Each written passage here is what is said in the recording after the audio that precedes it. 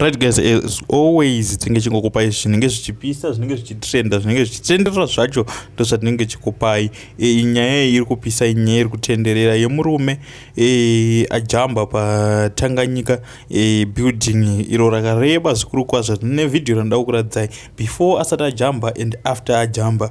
Vanhu vakaungana, asi the good news is apona, asi ari kunzi asati Ajamba anga achiti ndiri kunzwa kutsva, ndiri kunzwa kunge pane munhu ari kuita se ari kundipisa nemoto kusvika azotozosvika pakujamba apapo. Saka mheno kuti anga asvika sei pamusoro ipapo, but as you can see anga atobvisa dzimwe hembe nenyaya yekuti anga aitaura kuti ndiri kunzwa kunge pane munhu ari kundipisa. Saka hatisi kuziva, hatingati taure zvedu zvakawanda kuti pamwe mishonga kana kuti ari kushandisirwawo mishonga kana kuti iye ane zvaakabata, asi we don't know.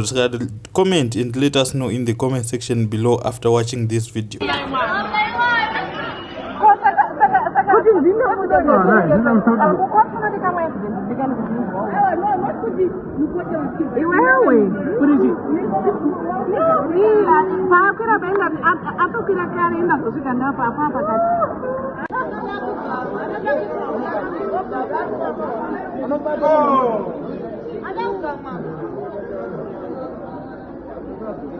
He jumped from over there,